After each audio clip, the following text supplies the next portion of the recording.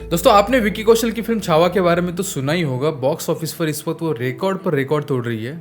आप में से बहुत सारे लोगों ने उसे देख भी लिया होगा। ये फिल्म आधारित है छत्रपति संभाजी महाराज के जीवन पर, जो हिंदवी स्वराज्य के संस्थापक छत्रपति शिवाजी महाराज के बेटे थे। फिल्म रिलीज होने के बाद पता चल रहा है कि इतने महान राजा का इतिहास हमें क्यों नहीं पढ़ाया गया, क्यों हमारे इतिहास में मुगलों को ज्यादा और हमारे महापुरुषों को कम पढ़ाया जाता है। आप ये वाला वीडियो जरूर देखना अगर आपको जानना है कि संभाजी महाराज कौन थे। आप ये वाला वीडियो जरूर देखना अगर आपको जानना है कि मुगल कितने बर्बर थे। और आप ये वाला वीडियो जरूर देखना अगर आपको जानना है कि मराठा इतिहास क्या था। महाराष्ट्र के बाहर बहुत से लोगों को छत्रपति शिवाजी महाराज के बारे में जरूर पता होगा, लेकिन छत्रपति संभाजी महाराज के बारे में बहुत ही कम लोग जानते हैं। हमारे भारतवर्ष पर सैकड़ों साल तक मुगलों ने राज किया। कभी वो सुल्तान तो कभी वो बादशाह आकर हमारे देश को लूटता था। इन शैतानों की वजह से पूरे भारत में गुलामी का अंधेरा हर तरफ छाया हुआ था। तभी महाराष्ट्र के पुणे में एक चिंगारी ने जन्म लिया, छत्रपति शिवाजी महाराज ने। उन्होंने बचपन में ही हिंदवी स्वराज्य स्थापन करने की शपथ ली और देखते ही देखते पूरे मुगल सल्तनत के जंगल को आग लगा दी। 1680 में जब छत्रपति शिवाजी महाराज का निधन हुआ, तब मुगलों का बादशाह औरंगजेब बहुत खुश हुआ। उसे लगा कि अब दक्कन वो जीत लेगा, लेकिन वो एक बात से अनजान था। वो इस बात से अनजान था कि शेर तो जा चुका है, लेकिन शेर का बच्चा छावा अभी भी दक्कन के जंगलों में घूम रहा है। जब तक मुगल दक्कन पर आक्रमण की प्लानिंग कर रहे थे, 1681 में यानी कि छत्रपति शिवाजी महाराज के जाने के एक साल बाद उनके बेटे संभाजी महाराज का रायगढ़ किले पर राज्याभिषेक किया जाता है और वो बनते हैं स्वराज्य के दूसरे छत्रपति। उस वक्त संभाजी महाराज सिर्फ 23 साल के थे। बचपन से ही संभाजी महाराज फिजिकली और मेंटली बहुत स्ट्रांग पर्सनैलिटी थे। सिर्फ 13 वर्षीय आयु में उन्होंने मराठी, हिंदी, इंग्लिश, उर्दू, फारसी ऐसी अलग अलग 13 भाषाएं सीख ली थी। 60 किलो की तलवार चलाना और युद्ध में शेर के साथ भिड़ जाना, असली शेर के साथ भिड़ जाना उनके लिए आम बात थी। शस्त्र के साथ साथ शास्त्र की भी नॉलेज रखने वाले संभाजी महाराज ने नायिका भेद, नागशिका जैसे अनेक पुस्तकें लिखी। सिर्फ 16 वर्षीय आयु में उन्होंने रामनगर जीत लिया था। छत्रपति बनने के बाद 1681 से 1689 तक उन्होंने अनेक युद्ध लड़े। पोर्तुगीज के खिलाफ युद्ध लड़ा, जीत गए। मुगलों के खिलाफ युद्ध लड़ा, जीत गए। ब्रिटिशर्स के खिलाफ भी युद्ध लड़ा और वो भी जीत गए। इन 9 सालों में उन्होंने 120 युद्ध किए और एक भी नहीं हारे। इन युद्धों के वक्त मराठा सेना सिर्फ 20,000 की थी और मुगलों की सेना यानी कि औरंगजेब की सेना 8 लाख की थी। फिर भी संभाजी महाराज ने औरंगजेब को बार बार धूल चटाई। औरंगजेब इतना परेशान था कि वो दिल्ली का तख्त छोड़कर दक्कन में आके रहने लगा, सिर्फ संभाजी महाराज के साथ लड़ने के लिए। क्योंकि मुगलों का पूरा फोकस इस वक्त दक्कन में था और दक्कन में संभाजी महाराज पे था, इसलिए बुंदेलखंड, राजस्थान और पंजाब में मुगलों के खिलाफ रेजिस्टेंस शुरू होने लगा। दक्कन में आया हुआ औरंगजेब, उसने आखिरी सांस दक्कन में ही ली, लेकिन कभी भी दक्कन को जीत नहीं पाया। ये संभाजी महाराज की सबसे बड़ी जीत थी और स्वराज्य के लिए उनका सबसे बड़ा कॉन्ट्रीब्यूशन। औरंगजेब हमारे देश में एक कॉन्ट्रोवर्शियल फिगर है, जहाँ पे बहुत सारे लोग उसे दुश्मन मानते हैं।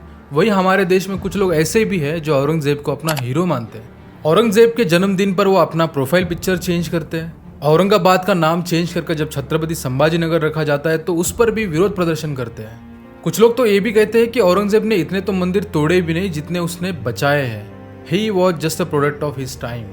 चलिए औरंगजेब की सच्चाई जानते हैं। शाहजहां के बाद मुगल सल्तनत का तख्त उसके बड़े बेटे दारा शिकोह को मिलने वाला था, पर औरंगजेब ने सिर्फ दारा शिकोह ने उसके सारे भाइयों को अपने रास्ते से हटा दिया ताकि वो तख्त उसे मिले।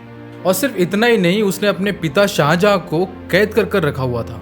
अकबर ने भारत के कल्चर को देश के बाहर ले जाने के लिए रामायण और महाभारत को फारसी में ट्रांसलेट किया। अकबर के इसी काम को दारा शिकोह आगे ले जाना चाहता था, इसलिए वो वेद और उपनिषद को फारसी में अनुवाद करना चाहता था, लेकिन औरंगजेब ने ऐसा होने नहीं दिया। औरंगजेब आर्ट के बिल्कुल विरुद्ध था। उसने पूरे भारत में शरिया लॉ को स्थापित किया और कभी भी आर्ट को प्रमोट नहीं किया। आज भी हमारे देश में कुछ इतिहासकार ऐसे हैं जो कहते हैं कि औरंगजेब हो या छत्रपति संभाजी महाराज हो, सब अपना अपना साम्राज्य बढ़ा रहे थे, लेकिन दोनों में अंतर है। दोनों में सबसे बड़ा अंतर है सोच का।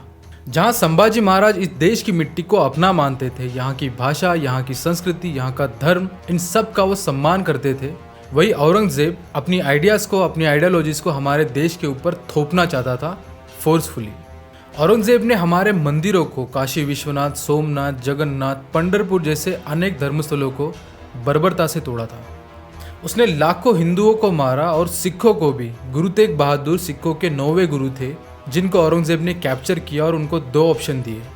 पहला ऑप्शन था कि आप चमत्कार करके दिखाएं कि आप ईश्वर के कितना नज़दीक है, और दूसरा ऑप्शन था कि आप धर्म परिवर्तन कर लो। गुरु तेग बहादुर जी ने दोनों शर्त को ठुकरा दिया और धर्म परिवर्तन करने से मना कर दिया। इसके लिए उनके सारे साथियों को टॉर्चर किया गया और दिल्ली की चांदनी चौक पे सबके सामने गुरु तेग बहादुर जी का सर तन से जुदा कर दिया गया। मुगलों ने सारा डिस्ट्रक्शन नॉर्थ इंडिया से शुरू किया था, इसलिए नॉर्थ इंडिया के सारे मंदिर धर्मस्थलों को तोड़ दिया गया। लेकिन क्या आपने कभी ये सोचा है कि साउथ इंडिया में जो हमारे बड़े बड़े मंदिर है वो आज भी सही सलामत कैसे है?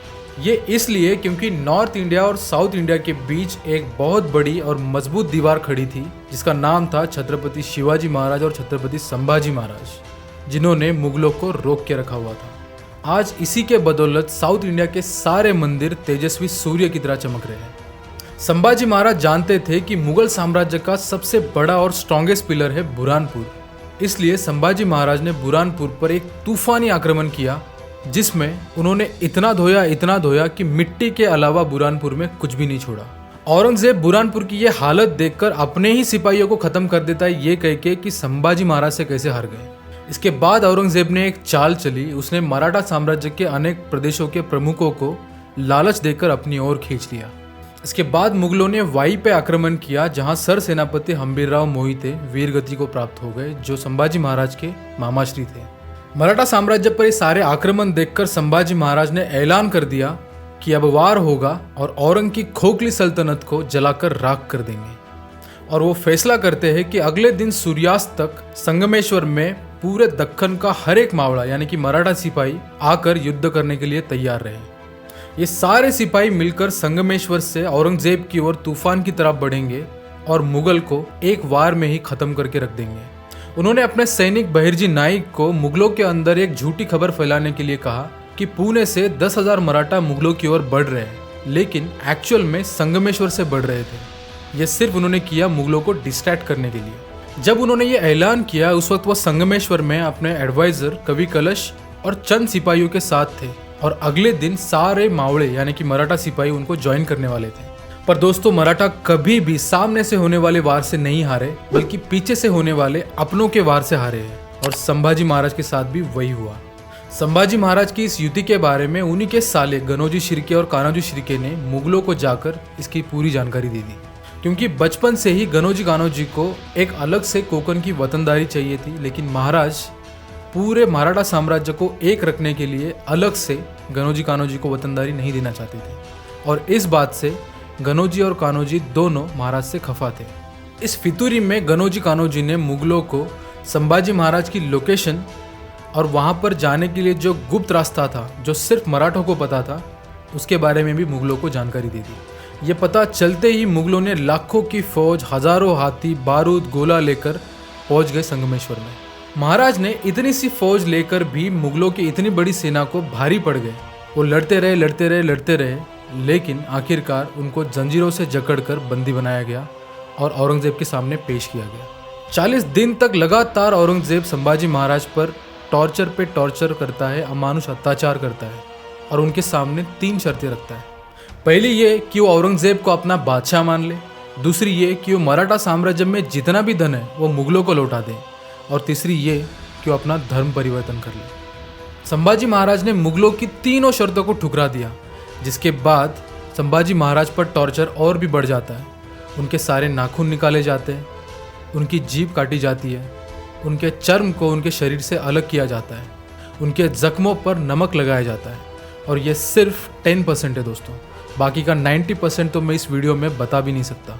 इतनी वीरता से भरा हुआ संभाजी महाराज का इतिहास तुमको पता है कि स्कूल में कैसे पढ़ाया जाता है? सिर्फ 4 लाइन में। ऐसे धर्मवीर राजा की कहानी जो इतिहास के पन्नों में कहीं पे खोई हुई पड़ी थी, उसे डायरेक्टर लक्ष्मण उतेकर ने जीवित किया है छावा के रूप में। छत्रपति संभाजी महाराज, महाराणा प्रताप, लचित बोरफुकन, बप्पा रावल, महाराजा सुहेल देव, ये ऐसे महापुरुषों के नाम हैं जो हमारी हिस्ट्री टेक्स्ट बुक में हमें पढ़ाया नहीं जाता। स्कूल के कुछ बच्चों को अगर आप पूछे कि मुगलों के नाम क्या है तो शायद 10 नाम बता दे, लेकिन इन महापुरुषों के नाम पूछो तो शायद एक भी ना बता पाए। हमारे कंटेंट बनाने का तात्पर्य यही है दोस्तों कि पूरे देश को हमारे भारत के असली इतिहास के बारे में पता हो, हमारे हीरोज कौन थे उसके बारे में पता हो। छत्रपति संभाजी महाराज के बारे में देश के हर एक कोने में बच्चे बच्चे को पता हो, इसलिए हमारे इस मिशन में हमारे साथ जुड़े, जिसका नाम है हीरोज ऑफ हिस्ट्री। इस वीडियो को जितना शेयर कर सको उतना शेयर करो, ताकि बच्चे बच्चे को पता हो कि छत्रपति संभाजी महाराज कौन थे। और कमेंट सेक्शन में हमें यह भी बताएं कि आप अगला वीडियो कौन से महापुरुष पर देखना चाहेंगे।